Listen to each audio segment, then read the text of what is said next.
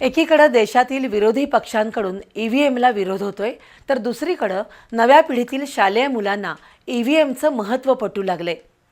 त्याचं उदाहरण कोल्हापुरातील शाहूपुरी इथल्या वि.स. खांडेकर प्रशालेत पाहायला मिळालं। 10वीच्या वर्गातील हितेश माळी या विद्यार्थ्यानं शालेय निवडणुकीसाठी चक्क टाकाऊ वस्तूंपासून ईव्हीएम तयार केले। या मशीनद्वारे आज शाळेच्या जिमखाना निवडणुका पार पडल्या।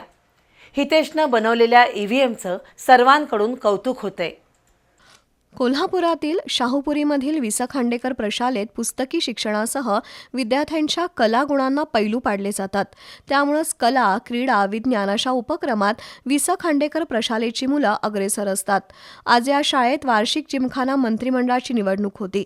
त्यासाठी 10वी क च्या वर्गात शिकणाऱ्या हितेश माळी या विद्यार्थ्यानं चक्क इलेक्ट्रॉनिक वोटिंग मशीन बनवलं।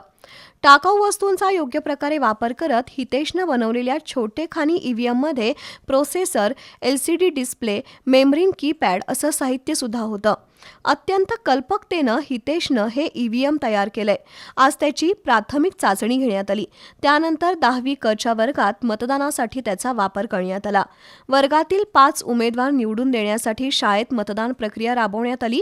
त्यासाठी हितेश माळीनं बनवलेल्या या ईव्हीएम मशीनवर मतदान घेण्यात आलं।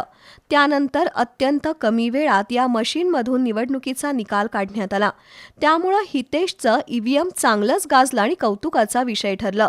शाळेचे मुख्याध्यापक D.K. रायकर, शिक्षक प्रमोद कुलकर्णी, भरत अलगौडर, लता मोरे, लक्ष्मी राठोड, लता पाटील या शिक्षकांनी मुलांच्या सर्वांगीण विकासासाठी सातत्यपूर्ण प्रयत्न केले आहेत। त्यामुळेच या शाळेतून उत्तम शास्त्रज्ञ आणि अभियंते घडू शकतील असा विश्वास वाटतो।